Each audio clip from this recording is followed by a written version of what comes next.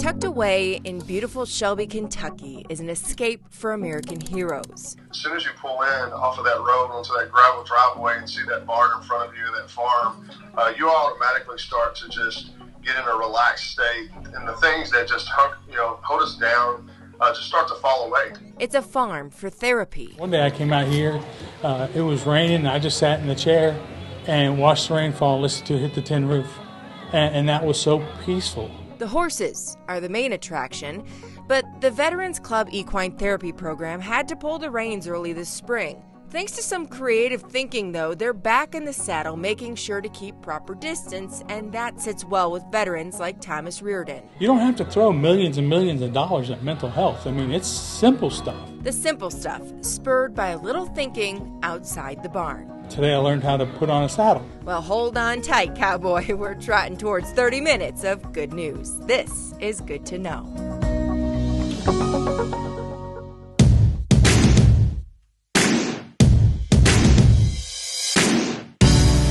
You don't get it done without all of these good people. I try to stay positive. I try to focus on everything that's good in my life. Just little things like that make me smile, and then I want to put them down on paper. It's your heart that matters. I love the way she surprised me every single time.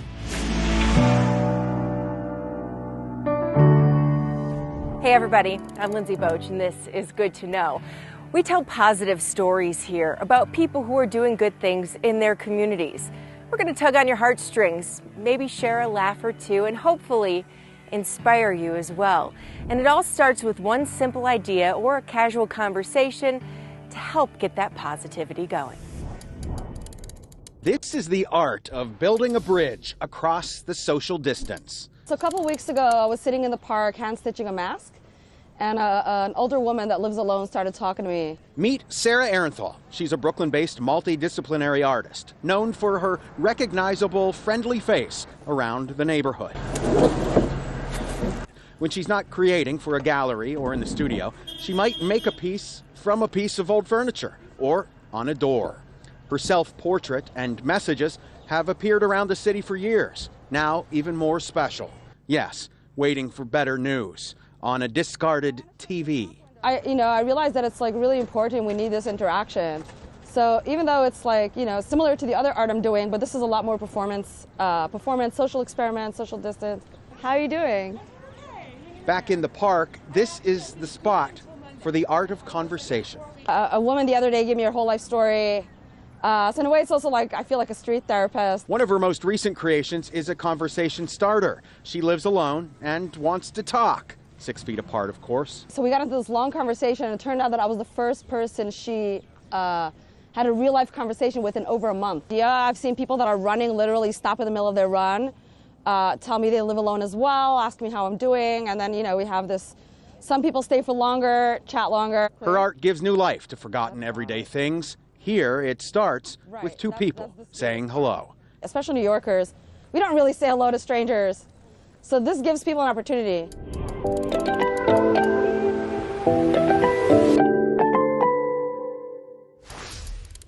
Imagine sitting down for a cup of coffee with the Tiger King. Or perhaps the Queen of Hearts is more your cup of joe. Well, it's become a regular and unpredictable occurrence for two Lynbrook neighbors stuck in quarantine. And we don't know what each other is going to be until we open the window.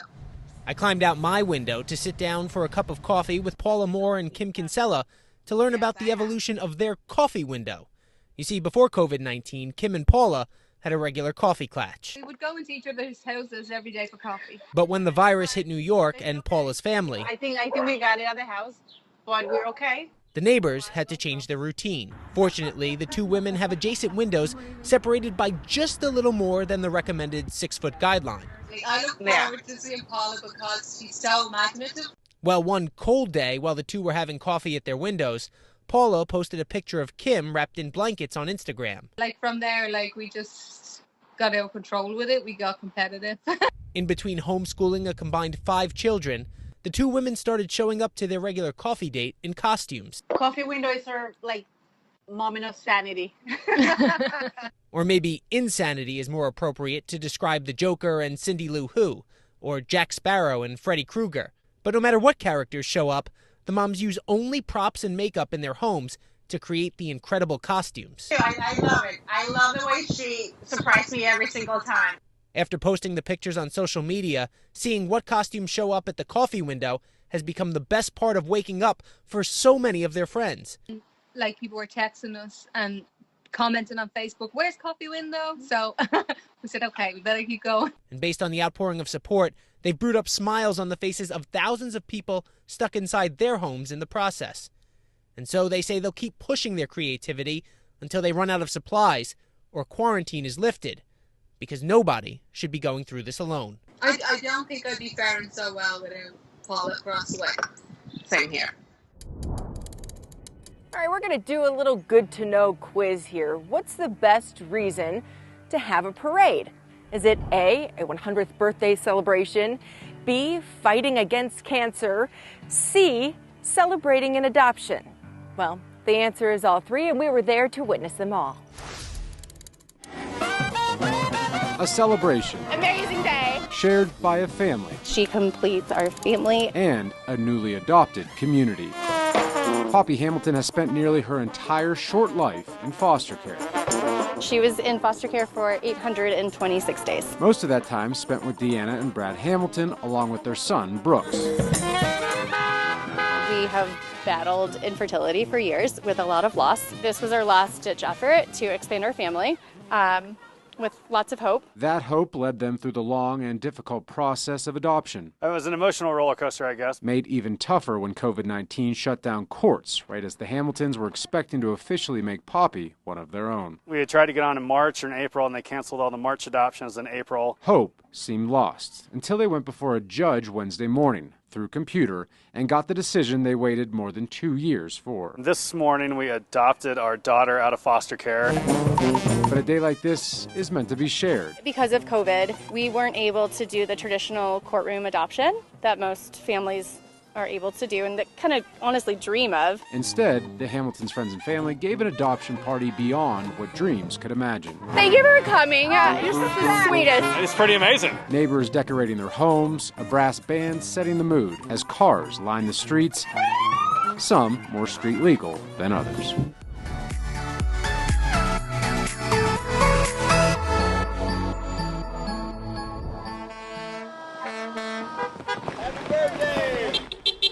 It's a celebration worth a century. Special day is the 100th anniversary.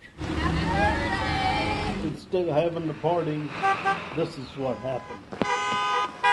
This is really nice. This is nice. Happy birthday. With the sweetest name in Jackson County, many say Clifford Syrup has never met a stranger. It didn't surprise me that all these people showed up. It didn't surprise me at all. It's clear to see from the front yard of his Seymour home, his family, friends, local leaders, first responders, and fellow veterans are willing to brave the untimely weather to give Clifford a proper birthday jubilee. Happy birthday! Here on Geyser Drive, in the middle of a pandemic, parades a community commemorating a soon-to-be great-grandfather, a husband to his wife for 7 decades, and a World War II Navy veteran. I've been called everything in this world. With a full highlight reel dating back to 1920. Lived through the Depression years. Lived on a farm. There was 5 of us kids. We didn't starve, but we didn't have much. The war broke out, so I joined the Navy for 4 years, and I was taken out of, they call it the Armed Guard, and put in the amphibious force, 320 troops. And we went to England on it and made the invasion. After 4 years in the Navy, his long life has continued in Indiana, and he's still making an impression on all who meet him. I had a bunch of those and got some more. Been getting them for 3 days. And cards, and people don't even know or knew sometime in my life. And now this veteran battling a different war. Nobody expected it. It's not over with yet. Just hope I'm not one of them that they're going to put in a casket. Though the rain and gray skies match the struggle and uncertainty many are facing these days, each wave, smile, and laugh of Clifford's birthday parade is a glimmer of hope for a brighter tomorrow. Happy birthday to you. Happy birthday, young man. Happy birthday. I'll surprise every bit of them.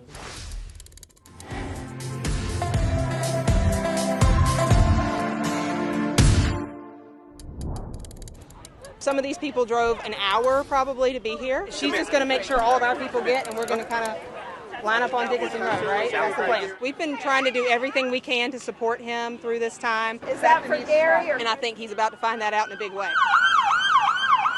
On a normal Sunday, just try to get some schoolwork done. First I said, what did my teenage daughter do? He's been asking for our support and our prayers.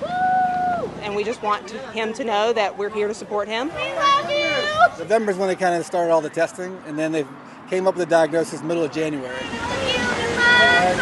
Pancreatic cancer, it all came very quickly.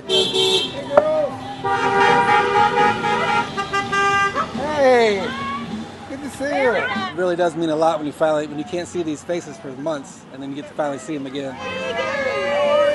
I have these doubles too. Tears come to your eyes a little bit when you finally realize what's going on. Okay, you need anything? Let me know. People taking a couple hours out of their Sunday to do something like this. It's just really sweet, really cool for them to do that. So it means a lot to me. Yeah. We are wishing him a very speedy recovery. Now to a group of students in Louisiana, 9 of them who are sharing the honor of co-valedictorians. Yeah. It's the year of the TikTok, the year of the virtual celebration, and at North Vermilion High School, 2020 is the year of girl power. We're all very dedicated and we're all hardworking. They're all like pretty much my best friends. We've been best friends since we were middle school mostly. I've known a lot of them since elementary school. This group of 9. Ashley Brindle, Caitlin Sushep, Caroline Monso, Claire Martin, Amanda LeBlanc, Kennedy Trohoff, Gabriella Byrne, Caitlin Blanchard, Sailor Chantavansi. Are co-valedictorians for the North Vermilion class of 2020. It's really cool that we get to do this together and have this part because we've all been kind of in the 4.0 area our whole lives. Most with the title don't get to share the valedictorian experience, but this group is grateful to be coming out on top as a team. We all appreciate each other's friendship, and we know that if any of us need anything, we can all go to each other for anything. In Tennessee, a group of students are getting a surprise from their school resource officer. This was the perfect opportunity for us because we get a chance to see our kids. When Metro Schools started its meal distribution after COVID-19 closed school buildings, school resource officers were eager to help. Our kids are very important to us. If you are a good SRO, you love being around your kids each and every day. Morning, y'all. Y'all need anything? In place of security at school, they're providing security to families in the form of toiletries, which can be an expense some can't afford. We know that sometimes when you have to make a decision, do I pay the electric bill or do I get hygiene items? You choose to pay the electric bill because you can do more. Sergeant Benita Blue oversees school resource officers in the northeast quadrant of the city. This has been more of a blessing to us than a hindrance because we are getting a chance to meet a new set of kids. And when you get a chance to meet a new student and they meet you and they see you out in public and they know your name or they remember your face, that makes you feel good that I am making a difference. Sergeant Blue acknowledges it can be awkward to ask for help, but being a resource for their students is what they do. For some of my officers, this means the world to them. They get a chance to do what they do best, and that's be that school resource officer for them. There's so much more that's good to know, including an 8-year-old in Virginia who already has his own music video. Take us to break, Matt. When you think all hope is lost, find a new way